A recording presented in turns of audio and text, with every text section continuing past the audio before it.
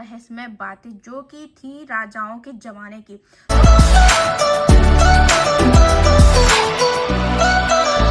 Hello friends, तो कैसे हैं आप सभी लोग। आई होप आप सभी अच्छे होंगे, मस्त होंगे और देख रहे होंगे मेरी वीडियो को। तो हो चुकी है मॉर्निंग, तो आप सभी को वेरी गुड मॉर्निंग। तो आज मैं एक न्यू टॉपिक पे वीडियो लेके आई हूँ जो कि मैं आप सभी को बताने वाली हूँ एक रहस्यमय कहानियां और साथ में एक रहस्यमय बातें जो कि थी राजाओं के जमाने की। तो फिर चलिए शुरू करते हैं और मैं आपको बताती हूँ कि क्या है वो बातें जो राजाओं के ज़माने में था और किसी को पता है या नहीं वो तो नहीं पता, लेकिन आई होप आप सभी को पता होगा।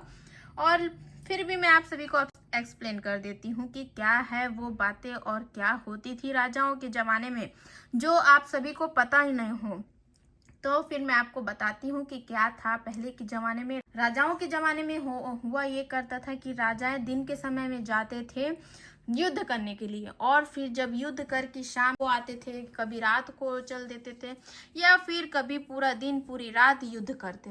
तो हुआ ये करता था कि जब राजाएं दिन के समय में युद्ध करके आ जाते थे तो शाम के समय होता था उनकी महफिल जमे करती थी, जो कि वो शाम के समय अपने रानियों के साथ बैठ के मदिरा पान किया करते थे।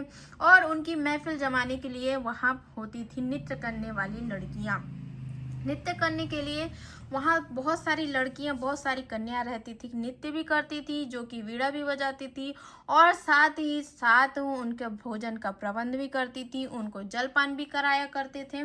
तो राजाओं के ज़माने में उनके पास सेविकाएं बहुत सारे लोग रहते थे, उनके सेवा करने के लिए बहुत सारे रहते थे कन्याएं के साथ साथ और भी लोग रहा करते थे। लेकिन उनमें से महफिल जमाने के लिए जो कन्या रहती थी वो कन्याओं को मैं आज आप सभी को बताने वाली हूँ। तो उनमें से एक कन्या ये रहा करती थी, जो कि ये कन्या वीणा बजाया करती थी राजाओं के ज़माने में, और साथ में महफिल जमाने में ये हेल्प किया करती थी।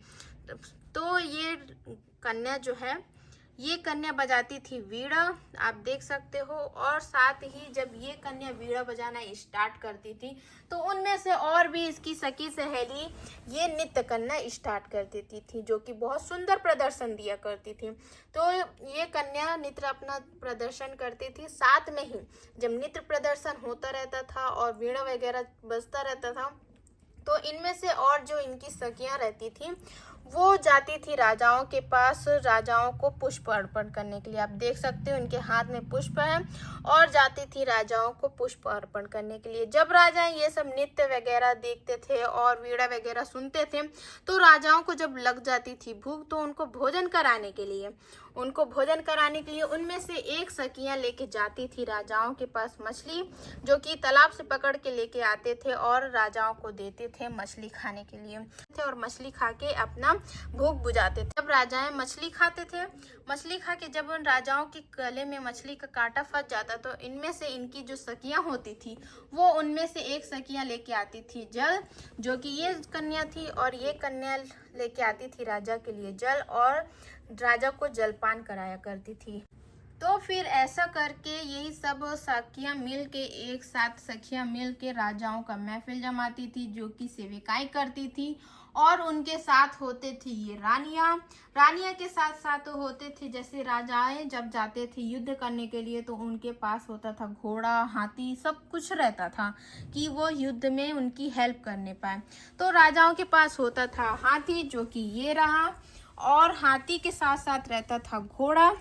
बट आज के ज़माने में घोड़ा तो आपको मिल जाएगा बहुत, लेकिन साथ में बहुत महंगा भी मिलेगा। तो हमारे पास घोड़ा तो नहीं, लेकिन हाँ पांडा जरूर है। हमारे राजाओं के ज़माने में पांडा और हाथी जाते थे युद्ध करने के लिए, और उनके साथ रानियां करती थी उनको ऑल द बेस्ट बोलती थी, तिलक करती थी, और फिर जाते थे राजा अपने युद्ध करने के लिए। तो ये सभी सखियां राजाओं को हेल्प करती थी, उनकी सभी कन्याएं उनका सेवा करती थी और उनको अपना सेवा प्रदान करती थी। और ऐसे करके ये सभी कन्याएं मिलके राजाओं का महफिल जमाती थी, जिससे राजाएं खुश हो जाते थे और फिर दोबारा युद्ध में चल दिया करते थे। तो कैसे लगी आप सभी को मेरी वीडियो को? आई होप आप सभी को अच्छी लगी होंगी। तो फिर मिलते हैं अगले वीडियो में, तब तक के लिए बाय।